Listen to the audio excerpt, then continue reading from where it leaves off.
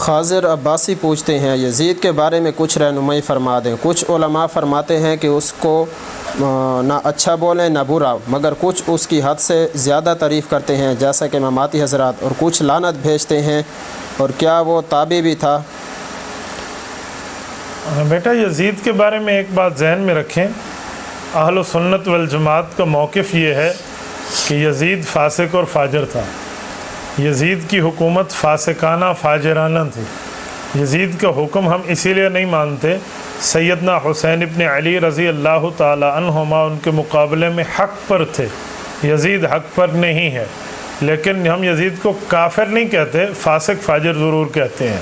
وہ عذاب بھگتے گا، حضرت حسین رضی اللہ عنہ کے متعلق عذاب بھگتے گا، عبداللہ بن زبیر رضی اللہ عنہ کے متعلق عذاب بھگتے گا، مسجد نبوی میں واقعہ حرہ کا ظلم کرانے کے مترادف اور بیت اللہ پہ سنگ باری کرانے کے مترادف یہ معاملات ہیں۔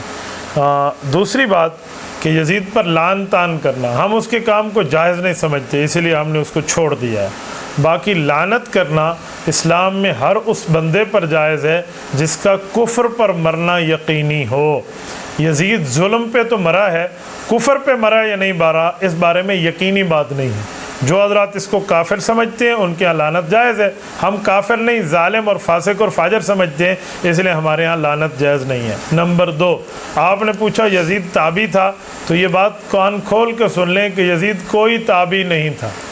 آپ لوگ تابعی کی تعریف نہیں سمجھتے، تابعی اتباع سے نکلا ہے۔ 11واں پارہ سورت نمبر 9 سورت توبہ آیت نمبر 100، 11ویں پارے کا پہلا صفحہ، اللہ فرماتے ہیں وَالَّذِينَ اتَّبَعُوهُمْ بِإِحْسَانٍ رَضِيَ اللَّهُ عَنْهُمْ وَرَضُوا عَنْهُ۔ یہ تابعی بتایا ہے کہ جو صحابہ کی اتباع کرے، یہ صحابہ کی اتباع کرنے والا نہیں، صحابہ کو قتل کرنے والا تھا، تو صحابی کا اتباع کرنے والا یہ زمرہ تابعین میں گنا جاتا ہے، صحابی کا قاتل زمرہ تابعین میں کیسے گنا جائے گا؟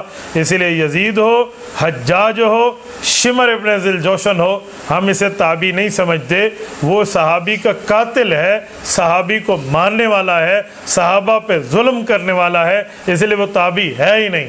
تابعی وہ ہے جو اتباع کرے، تابعی وہ ہے جو صحابہ کی بات مانے، تابعی وہ ہے جو صحابہ کرام کے نقش قدم پہ چلے، وہ تابعی ہے۔ یہ سرے سے تابعی نہیں ہے۔ انہوں نے کون سی اتباع کیا؟ انہوں نے تو صحابہ کا قتل کیا، انہوں نے تو صحابہ پہ ظلم کیا۔